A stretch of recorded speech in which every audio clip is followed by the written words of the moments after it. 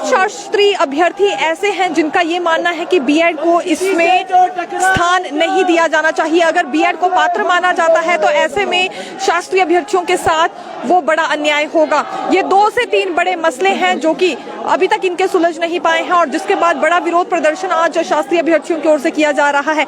एक तरह से सड़कों पर ये वर्ग उतर गए हैं। देखिए, इससे पहले एसएनसी शिक्षकों की आवाज हमने उठाई और अब ठीक कुछ क्षण बाद यहाँ शास्त्री अभ्यर्थी भी उपायुक्त कार्यालय के बाहर आ गए हैं प्रदर्शन करने के लिए।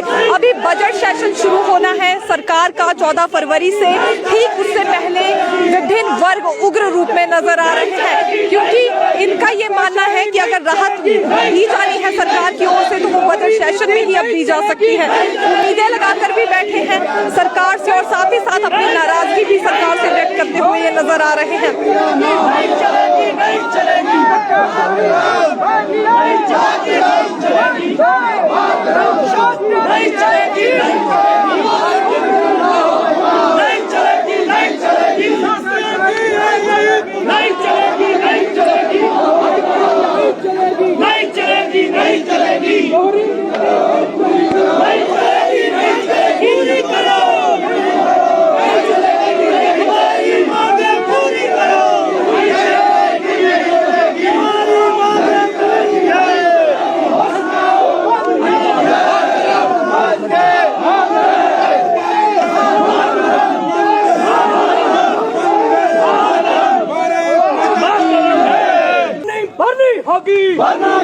भरनी होगी। शिक्षा सचिव होश में आओ, होश में आओ, होश में आओ। शिक्षा मंत्री होश में आओ, होश में आओ, होश में आओ। सुकू सरकार होश में आओ, होश में आओ, होश में आओ। छात्री एकता जिंदाबाद, जिंदाबाद, जिंदाबाद। छात्री एकता जिंदाबाद, जिंदाबाद, जिंदाबाद।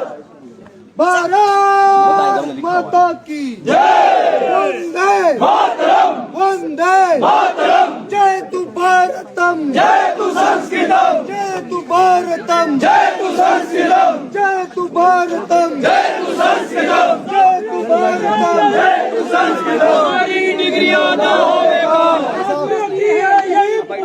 हमारी डिग्रियां ना होएगा।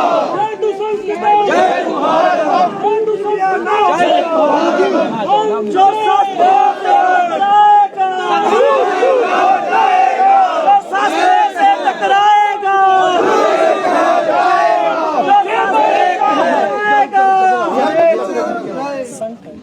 सभी शास्त्री बंधुओं का हिमाचल प्रदेश से प्रत्येक जिला से यहाँ पर पधारने पर आपका बहुत बहुत स्वागत, अभिनंदन।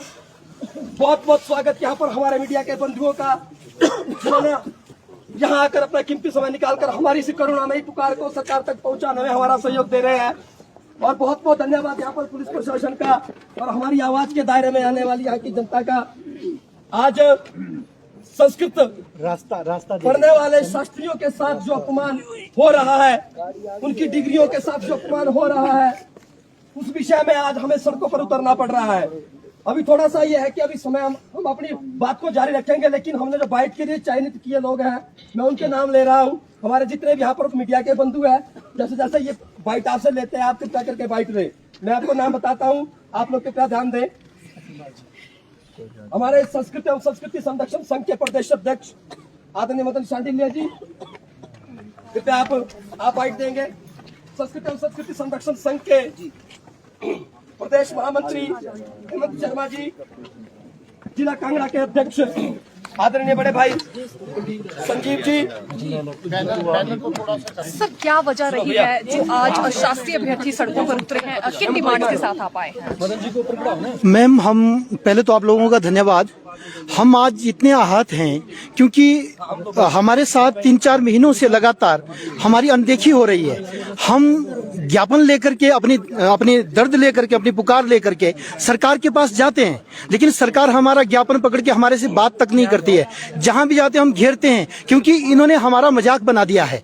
आज हमारे हाथों में जो डिग्रियां हैं, आज वो डिग्रियां रद्दी हो गई हैं इनके कारण से, क्योंकि हम लोगों ने 5 साल लगा करके विशेष अध्ययन संस्कृत का किया और ये सरकार एकदम से बिना कोई सोचे समझे एकदम से तुगलकी फरमान हमारे ऊपर लागू करती है कि तुम्हारी ये डिग्रियां जीरो हैं। आज के बाद संस्कृत पढ़ाने के लिए विशेष रूप से संस्कृत पढ़ाने वाला एलिजिबल नहीं है। वो होगा जिसने अपने शौक के लिए संस्कृत पढ़ी हो। वैकल्पिक रूप से अगर संस्कृत कहीं पढ़ ली हो, वो अब संस्कृत पढ़ाएगा। तुम लोगों की डिग्रियां जीरो हो जाएंगी। शास्त्रियों के पास एक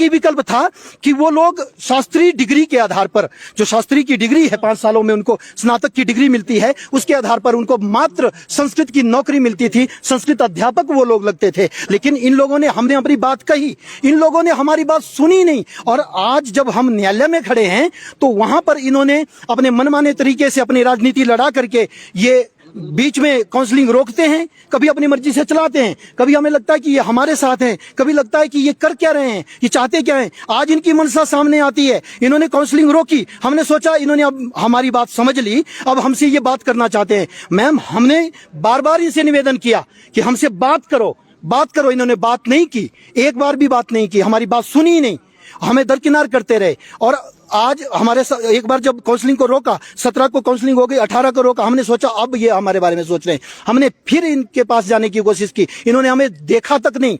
हम बार बार दौड़ रहे थे, हम पुकार कर रहे थे, लेकिन ये नहीं माने। आज इन्होंने हद कर दी। और जब माननीय न्यायालय में हमारा केस चल रहा है, हमें न्यायालय से लगता है कि अब न्यायालय ही हमें न्याय दिलाएगा, तो वहां पर भी इन्होंने अब एकदम से 18 को इन्होंने काउंसलिंग शुरू कर दी, वो हो गई। इसके बाद ये एप्लीकेशन देने जा रहे हैं, ये न्यायालय में एप्लीकेशन देने जा रहे हैं कि इन भर्तियों को हम, इनमें जो स्टे मिला है, न्यायालय, माननीय न्यायालय ने स्टे दिया है कि ये जो काउंसलिंग हुई है इसके बाद रिजल्ट नहीं बनेगा, इनको ज्वाइनिंग नहीं मिलेगी। लेकिन ये चाहते हैं कि रिजल्ट भी बने और हम ज्वाइनिंग भी दे। किन लोगों को? उन लोगों को जो इसके योग्य भी नहीं है।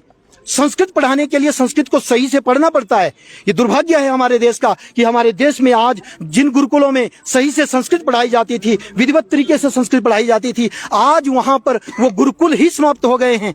कहीं पर अगर संस्कृत कॉलेज बचे हैं, उन संस्कृत कॉलेजों को बंद करने का भी ये सरकार काम कर रही है। हमने बार बार हिमाचल की सरकार को चेताया, लेकिन ये नहीं सुन रहे हैं। न जाने ये क्यों संस्कृत को नष्ट करना चाहते हैं। हमारी मांग मात्र नौकरी तक नहीं है, हमारे वजूद के लिए है। ये इस कारण से, जैसे ये नियम लाई है, इस कारण से तो शास्त्री पोस्ट ही समाप्त हो जाएगी। शास्त्री कॉलेज जहां पे संस्कृत विधिवत तरीके से पढ़ाई जाती है, वो संस्कृत कॉलेज ही बंद हो जाएंगे। किन नियमों के तहत आप भर्तियां चाहते हैं? किन नियमों के तहत चाहते हैं भर्तियां आप? किस तरह का संशोधन चाह रहे हैं अभी आरएनपी नियमों में?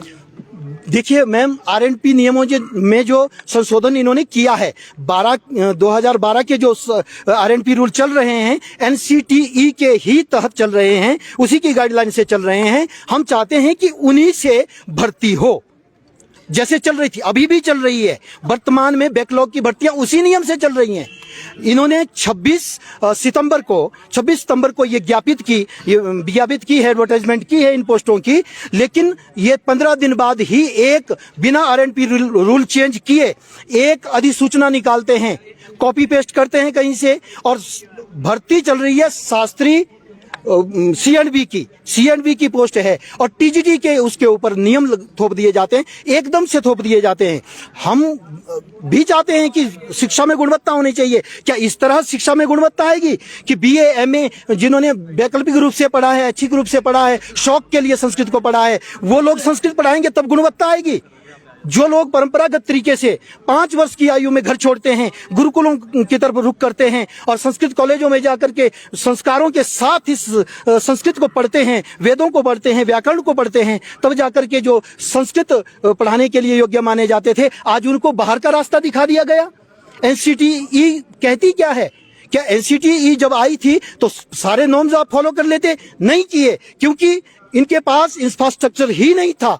और आज 15 दिन में कैसे आ गया? और फिर ये दुर्भाग्य की बात है कि एक ही प्रदेश में, एक ही जिला में पुराने नियमों से भी भर्ती हो रही है, और जो हमारी बैच वाइज भर्ती आ रही है उस पे ये नया नियम जबरदस्ती थोप रहे हैं। जबरदस्ती नहीं चलेगी, हम ये नहीं मानेंगे। और जब न्यायालय में है तो वहां पर भी ये हस्तक्षेप कर रहे हैं, बार बार ना जाने किन लोगों को अंदर करना चाहते हैं।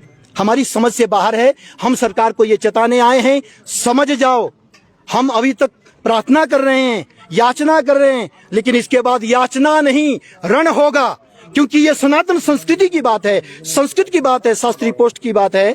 तो इसलिए अब रण भी किया जाएगा। अगर नहीं मानती है सरकार तो अपने इस अड़ियल रवैये को छोड़ करके हमारी बात सुने और पुराने नियमों से जैसे भर्ती हो रही थी उसी प्रकार करे। अगर आगे इनको संशोधन जैसे भी करना है तो पहले उसका नियम फॉलो कीजिए। संस्कृत विशेषज्ञों को भी बुलाइए, उनसे पूछिए कि कैसे क्या किया जा सकता है। पहले अपने प्रदेश को देखिए कि हमारे प्रदेश में कितने लोग हैं जो सामान्य शास्त्री करके अपनी नौकरी का इंतजार कर रहे थे, लेकिन आज 20 साल हमने संस्कृत पढ़ने के लिए दिए।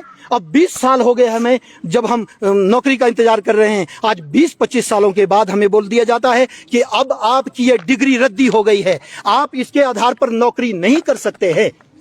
तो ये सहनीय नहीं है। एनसीटीई की गाइडलाइंस है, आप चाह रहे हैं इसके मुताबिक भर्ती होनी चाहिए, तो इसमें तो बीएड को प्राथमिकता देने की बात नहीं की गई है, बीएड को पात्र मानने की बात की गई थी। इसका भी तो कुछ शास्त्रीय अभ्यर्थी एक तरह से विरोध कर रहे थे। एनसीटीई ने जो 3 नॉर्म्स लेकर के एनसीटीई आई थी कि स्नातक डिग्री में, शास्त्रीय स्नातक डिग्री में 50% नंबर होना चाहिए और साथ में टेट पास होना चाहिए और बीएड भी होना चाहिए। जो भी शिक्षक हो वो प्रशिक्षित होना चाहिए। अच्छी बात है, हम भी चाहते हैं गुणवत्ता हो, लेकिन तुम पहले शास्त्रियों को बीएड तो करवाओ। तब से लेकर के आज तक हिमाचल सरकार ने कहीं भी कोई व्यवस्था नहीं की। हमने 2003-4 में शास्त्री की, 10 तक तो इन्होंने कमीशन नहीं निकाला, कोई भर्ती नहीं हुई। फिर 10 के बाद जब कमीशन आया तो उसमें फिर ये 50% आ गया। ये कौन सी डिग्री देते हो भाई तुम लोग? ये कौन सी डिग्री है जिसको लेकर के अगर हम बाहर के प्रदेशों में एडमिशन लेने जाते हैं, आचार्य करने जाते हैं। मैं काशी में आचार्य करने के लिए गया, लेकिन मुझे वहां पर इस डिग्री के आधार पर आचार्य नहीं करने दी गई। कहा गया कि ये डिग्री यहाँ पे मान्य नहीं है, ये ऐसी डिग्री आपको थमाई गई है। हमारे साथ मजाक हो रहा है, हमारी जिंदगी के साथ मजाक हो रहा है। और जब हिमाचल सरकार नौकरी देने की बात करती है तो वहां पर अपने नए नियम जबरदस्ती थोपने की कोशिश करती है। न जाने किन लोगों को बीच में लाना चाहती है, किन लोगों को नौकरी देना चाहती है। इनके मन में क्या है आज तक हमें पता ही नहीं चल रहा है। हम बार बार जा रहे हैं, हम बात करना चाहते हैं लेकिन हमसे बात नहीं कर रहे हैं। आप कोर्ट में भी गए हैं, मामला कोर्ट के विचाराधीन है। अगर गलत भर्ती हो रही होगी तो स्वाभाविक है कोर्ट से उस पर स्टे लग जाएगा। जी। अब क्या मंशा लग रही है सरकार की? आपको भरना नहीं चाह रहे हैं या फिर जो डिग्रियां करवाई गई है वो डिग्रियां उचित नहीं है? अगर आज का दौर देखें तो अब ये तो सरकार बता सकती है वो चाहती क्या है। अब न्यायालय में केस है तो उस पर भी ये हस्तक्षेप कर रही है, बार बार एप्लीकेशन देने की कोशिश कर रही है। हम ये जानना चाहते हैं कि हम हिमाचली नहीं है क्या? हमने यहाँ पर जन्म नहीं लिया क्या? हमने यहाँ पर आपके मुताबिक पढ़ाई नहीं की क्या? आपने जो डिग्रियां दी है क्या ये फर्जी हैं? तो हमें आपको हमारे बारे में भी तो सोचना चाहिए। तुम गुणवत्ता लाओ, अच्छी बात है, शिक्षा में गुणवत्ता होनी चाहिए। क्या इस प्रकार होगी? जिन्होंने वैकल्पिक रूप से संस्कृत पढ़ी है उनको तुम शास्त्री लगाओगे तब गुणवत्ता आएगी?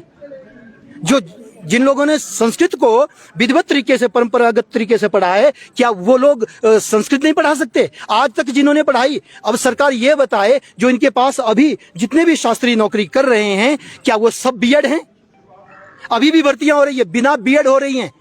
तो क्या ये हम लोगों के ऊपर ही इनको ये नियम लगाना है? आज प्रोटेस्ट किया, अगला कदम क्या रहने वाला अगर आपकी बातों को नहीं सुना जाता है? अगर नहीं सुना जाता है तो अभी लोकसभा के चुनाव हैं तो हम दिखा देंगे कि हम वोटर हैं। जो बनाना जानता है वो गिराना भी जानता है। जय तू संस्कृतम, जय तू भारतम, जय तू संस्कृतम, जय तू भारतम, जय तू संस्कृतम, जय तू भारतम। तो इस फेर में फंसे कितने लोग हैं पूरे हिमाचल में? आइडिया इसका? 5,000 के लगभग होंगे। जी। तो अभी वो भी होने वाला है, सत्र होने वाला है, उसका घेराव करेंगे आप? देखो जी, हर संभव प्रयास किया जाएगा। अब हम लोगों को इन्होंने दरकिनार कर दिया है। हम दिखाना चाहते हैं कि हम लोग कौन हैं। जिनको तुम दरकिनार कर रहे हो तो हम लोग कौन हैं, हमें अंडर एस्टिमेट मत करो। अगर तुम इसी प्रकार हमें अंडर एस्टिमेट करोगे तो हम दिखाएंगे कि हम कौन हैं। हम वो वोटर हैं जो बनाना भी जानते हैं और गिराना भी जानते हैं। जो संस्कृत से टकराएगा तो